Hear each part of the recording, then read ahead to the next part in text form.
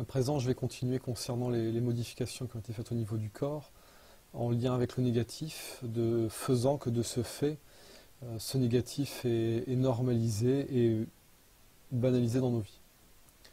Ici, je pense notamment à ce que je vais qualifier de conscience duelle, c'est-à-dire que l'état de conscience dans lequel se trouve l'être humain actuellement n'est pas un état de conscience normal.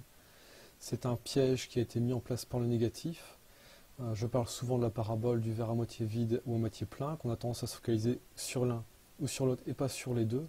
Et c'est ça qui caractérise la conscience duelle. Cette conscience duelle, elle est en lien avec le fait d'être coupé de nous-mêmes à l'intérieur. Normalement, nous vivons tout depuis l'intérieur, et ici, tout est fait pour que nous nous construisions par rapport à l'extérieur. Donc tant qu'il n'y a pas cet équilibre intérieur-extérieur, les deux en même temps, il ne peut pas y avoir de discernement au niveau d'avoir en même temps le verre à moitié plein et le verre à moitié vide. Tout ça ne concourt que d'une seule et même chose, c'est le même principe qui est en place. Donc ici, dès l'enfance, on nous fait nous positionner, exister, conditionner, mais par rapport à l'extérieur et pas par rapport à nous-mêmes. Ce qui fait que quand on s'extrait de ça, comme on a d'abord été coupé de nous, on revient à l'intérieur, et on n'est que avec nous, et on attend cette coupée de l'extérieur. Et on ne fait que jouer comme ça. Et bien entendu, avec des notions de culpabilisation, en disant quand on revient à l'intérieur, c'est de l'égoïsme, et donc il faut repartir à l'extérieur et refaire par rapport aux autres. C'est comme ça qu'on crée des grands conformismes et des grands troupeaux de panurge, si je puis dire. Donc ici, de rappeler que la base au niveau de la lumière, c'est la conscience unitaire qui correspond à l'éveil. Cette conscience d'unité qui permet de comprendre que les choses elles peuvent être blanches ou noires, ou blanches et noires. Le symbole yin-yang il est blanc et noir. Qu'on peut avoir des aspects qui sont également ni blancs ni noirs, voilà, et voilà, avec toutes les variations. Alors pourquoi je parle de ça? C'est notamment en lien, parce que j'ai eu quelques échos à ce niveau-là, de ce que je peux expliquer au niveau des lignées, en expliquant que certaines lignées sont de base lumineuse et que d'autres elles ne le sont pas. Et qu'est-ce que ça implique?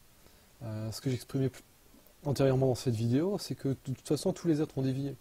Et que donc le négatif, il est devenu une forme de norme pour tous les êtres, qu'ils soient base lumière ou base sombre.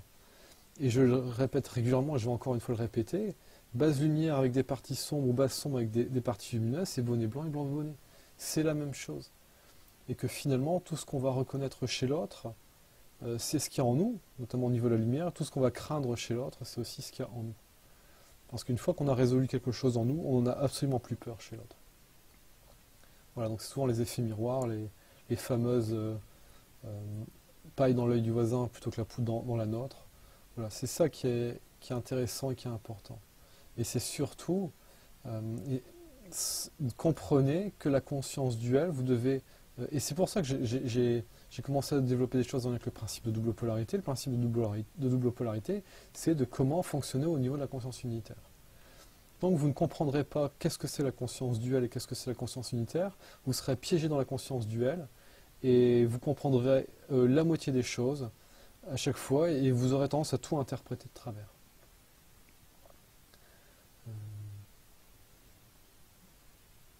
Donc là, je vais pas m'étendre plus que ça par rapport au principe de double polarité, hormis de rappeler que c'est la capacité à distinguer le fond de la forme et dans chaque situation, de pouvoir identifier qu'est-ce qui correspond au fond et qu'est-ce qui correspond à la forme.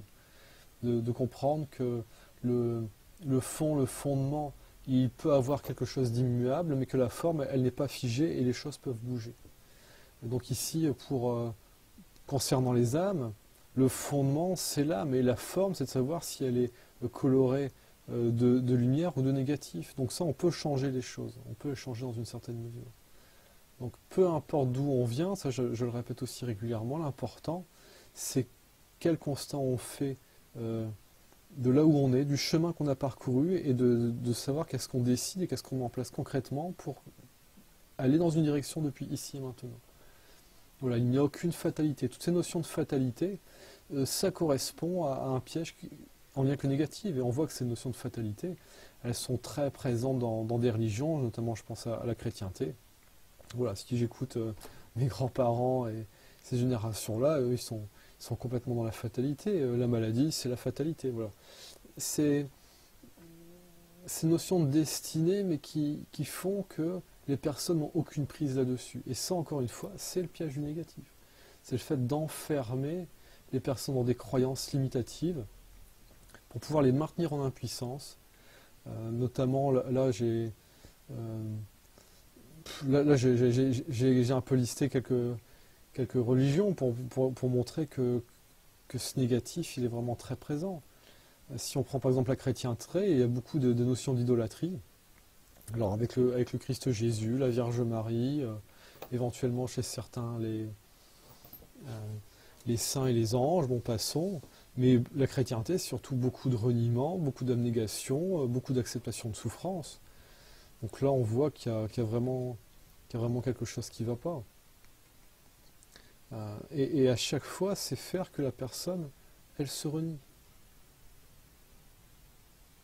Si je prends le cas d'une autre religion, l'hindouisme, c'est pareil, c'est beaucoup d'idolâtrie et de dévotion la plupart du temps.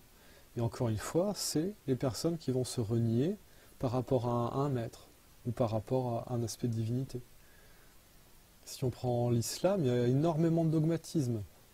Vous allez me dire, dans la chrétienté, il y a un certain degré de dogmatisme qui est indéniable.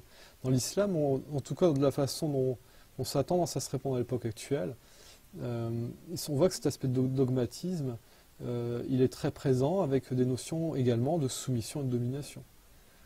Donc on voit encore une fois que ce sont des principes en lien avec le négatif qui sont mis en place. Et ensuite on a d'autres choses. Bon, ça c'est ce que j'appelle le culte des élus. Et le culte des élus, on va le retrouver généralement dans des profils sectaires. Donc je vais appeler plus sectaires. Parce que c'est vraiment cette notion d'élu, ça crée vraiment une scission entre ceux qui sont reconnus ou qui se croient des élus et ceux qui ne le sont pas. Et ça, à mon sens, on va le retrouver dans le judaïsme, toujours avec une notion un certain nombre de domination, hein, c'est-à-dire que les élus sont supérieurs aux autres, et on va retrouver ce culte des élus, notamment dans certaines sociétés initiatiques. Et on l'a eu aussi à une époque plus antérieure, voilà, avec le Troisième Reich, où c'était vraiment aussi le culte des élus. Et ça, c'est quelque chose de vraiment assez récurrent. Hein, si on va du côté comment dire, des intégristes, je ne sais plus comment on appelle ça. Donc ceux qui prennent la race blanche par rapport aux autres races, voilà, ici on est, voilà, le Ku Klux Klan et compagnie, c'est pareil, c'est la même mouvance. Et encore une fois, on est dans une problématique en lien avec le négatif. Donc c'est vraiment de comprendre cette conscience, cette notion de conscience duelle qui est en lien avec le fait d'être coupé de nous-mêmes à l'intérieur, et que c'est d'apprendre à retrouver le contact avec nous à l'intérieur. Et pour retrouver le contact avec nous à l'intérieur, c'est notamment d'aller retoucher toutes les fois où on a été cabossé dans cette vie et dans les autres, tous les chocs qui ont été faits pour nous faire nous couper de nous-mêmes. Si je prends le cas d'une personne qui a subi un viol, quasiment toutes les personnes qui vivent le viol, c'est tellement intolérable qu'elles se coupent d'elles-mêmes à un moment, et certaines se coupent tellement fort que finalement elles en vont même jusqu'à oublier que ça s'est produit. Un état de sidération qui est très fort, et la mémoire qui va revenir généralement en moyenne une décennie plus tard. Voilà, ce sont des choses comme ça. Donc ici le travail thérapeutique, c'est d'aller chercher à l'intérieur de soi toutes ces clés, toutes ces informations pour se guérir, retrouver qui nous sommes, et avoir un discernement sain. Parce qu'à l'intérieur de nous, cet aspect lumière, il nous permet de comprendre qu'est-ce qui est bénéfique. Et plus on le comprend, plus on se rend compte qu'est-ce qui ne l'est pas. Vous connaissez certainement l'expression « marcher sur la tête ». Ici, avec la conscience duelle, la plupart des personnes fonctionnent comme ça. Le monde marche sur la tête. Quand on réussit à dépasser cette conscience duelle, et ça ne peut se faire qu'en connectant le fond, l'esprit, la lumière qui est en nous, on peut commencer à percevoir les choses, à comprendre les choses d'une façon qui est plus saine. Sauf que c'est la première étape, c'est l'éveil qui est vécu. Et là, on se retrouve avec cette forme d'éveil dévoyé, et après, il faut sortir de cette forme d'éveil dévoyé, parce que les choses ont été mises en place pour que si on s'éveille au niveau de la lumière dévoyée, et ensuite, c'est réussir à sortir de ça. Donc c'est assez compliqué, et et c'est aussi pour ça qu'au niveau de la spiritualité, à l'époque actuelle, il y a pas de voie de sortie, il y a peu de voies de sortie, quoi. Je pense que il n'y a pas beaucoup de personnes qui, à mon instar, vont parler de ces choses-là, parce que pour l'instant, on va dire qu'on est au début comme j'expliquais, de la vraie révélation, quoi. Donc ici, le négatif, il fonctionne par inversion. C'est le faire à l'envers. C'est le fait de nier les choses. Donc le faire à l'envers, c'est la faute de l'autre. Donc dès que vous êtes dans c'est la faute de l'autre, en général vous faites avoir.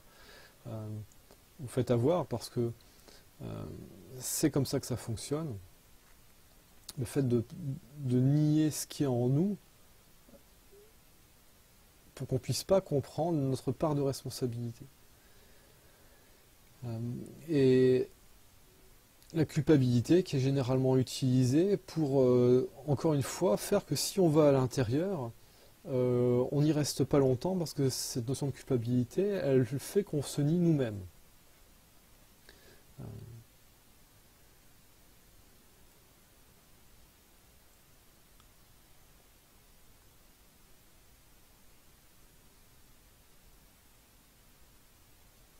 Donc ici, c'est pas simple de faire la vidéo. Souvent, ça pousse pour venir perturber, là, ça pousse bien. C'est pour ça qu'il y a aussi certaines coupures à certains moments.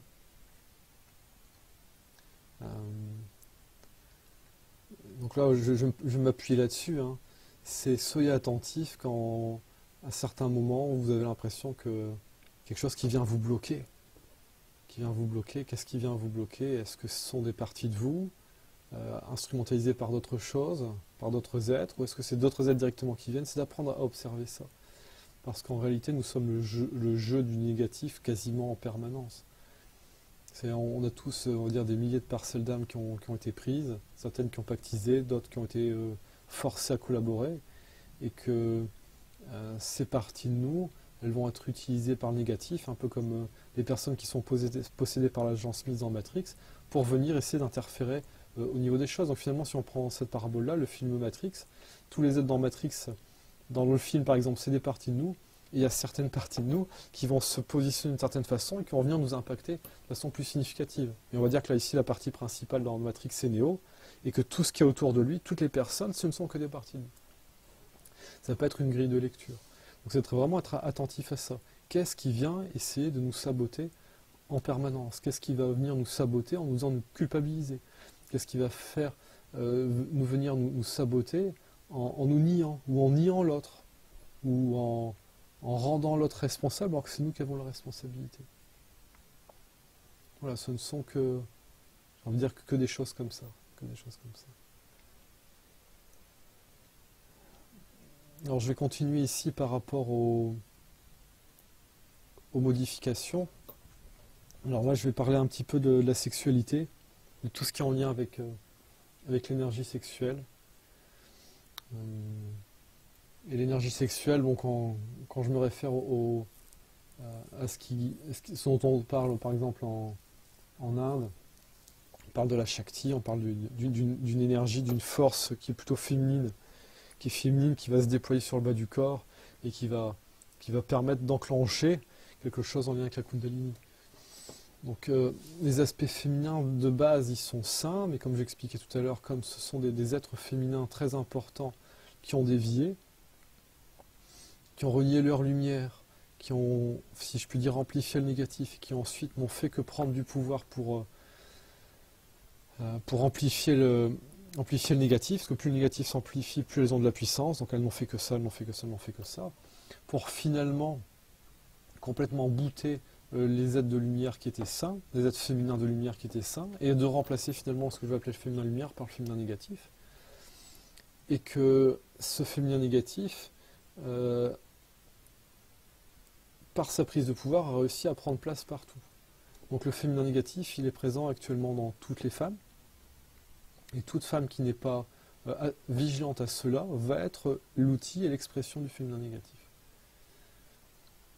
Donc au niveau de la sexualité, c'est assez compliqué parce que si on ne réussit pas à se focaliser au niveau de la lumière et de l'amour, c'est ce féminin négatif qui va faire écho au masculin négatif dans le cadre de la sexualité. Et quand bien même on réussirait à rester au niveau de la lumière et de l'amour durant l'acte sexuel, ça va ouvrir des portes qui vont faire que, entre les personnes, qui vont faire que, une fois que la relation amoureuse physique s'achève, les portes restent ouvertes et là, le féminin négatif peut venir prendre place. Je parle du féminin négatif ici en lien avec la sexualité, parce que c'est surtout par ce biais-là que le féminin a trouvé le moyen de prendre le pouvoir sur le masculin. Frank Herbert, il en parle bien. Il parle des, si je puis dire, comme certains les appellent, les sorcières du Bene Gesserit, qui ont des imprégnatrices qui viennent imprégner les hommes pour les rendre dociles et malléables pour pouvoir les utiliser par la suite. Ça, c'est la version douce. Et de l'autre côté, il y a les honorées matriarches, qui elles sont issues d'un système qui est vraiment très, très bureaucratique, très autocratique, et elles, c'est la puissance sexuelle pure pour rendre dépendants par la jouissance les hommes qui ensuite sont complètement assujettis à ces femmes. Ça, c'est au niveau du féminin négatif. Le négatif, lui, il agit beaucoup par le corps, par le bas, par la sexualité. Le masculin négatif, lui, il va agir beaucoup par l'intellect. Donc le masculin négatif, sa spécialité, c'est de retourner le cerveau, de trouver des arguments, d'argumenter, de manipuler, voilà, et d'avoir vraiment une emprise par au-dessus. Donc à la base, le masculin, pour rappel, le masculin, c'est comme une cloche qui vient protéger par au-dessus. Ce qui fait que le masculin négatif, il vient bloquer par au-dessus, au niveau de la tête. Le féminin négatif est là pour soutenir, un petit peu comme la fleur, ça vient pour soutenir. Donc le féminin négatif vient prendre place et vient bloquer par le bas. Donc ça, c'est vraiment la grande problématique en lien avec la sexualité au jour d'aujourd'hui. Et donc ici, il y a une grande problématique au niveau de comment les femmes se positionnent par rapport aux hommes au niveau de la sexualité. Et ça, j'en ai déjà parlé. Et ici, le grand drame de l'époque actuelle, c'est que les hommes sont rendus responsables de tous les maux et que pour le moment, c'est compliqué de mettre sur le tapis des problématiques qui seraient en lien avec les comportements féminins dysfonctionnants. J'ai eu plusieurs discussions comme ça avec certaines femmes qui m'ont même dit nous n'osons pas en parler devant d'autres femmes, des dysfonctionnements que l'on observe pour le moment. Donc moralité concernant la sexualité, la vivre avec amour et surtout avec vigilance de qu'est-ce qui va se mettre en place en parallèle au niveau du négatif pour venir bloquer les personnes. Donc la plupart des femmes sont bloquées par le féminin négatif, sont utilisées de gré ou de force, et le féminin négatif passe par les femmes pour ensuite venir bloquer les hommes. Dans notre société actuelle, c'est compliqué de dire, à mon sens, surtout avec la période post-68 où il y a quand même beaucoup d'hommes qui se sont remis en question. Certains sont restés peut-être très bruts, très, très machos, très dominateurs. Mais au jour d'aujourd'hui, ça j'en ai déjà parlé, quand on regarde dans les couples qui est dominant dans le couple, moi je ne connais pas beaucoup de couples où on peut dire là l'homme domine dans le couple. J'en connais quasiment pas. Voilà, donc là c'est par rapport à la sexualité, d'être bien conscient de ce qui se passe, et une fois que vous percevez qu'est-ce que c'est l'énergie qui est en lien avec le féminin négatif, c'est une énergie qui est vraiment noire, qui va avoir une apparence qui est en lien avec une grosse araignée noire. C'est des araignées ou des mantes religieuses noires, c'est des choses comme ça. Et que ça, quand ça se pointe, le jour où vous voyez ça, vous dites, oh là, on a un très très gros problème. La sexualité, quand on a conscience de ça, c'est ouvrir une porte et c'est de jamais être sûr de savoir qu'est-ce qui va débarquer derrière, parce que c'est aux aguets.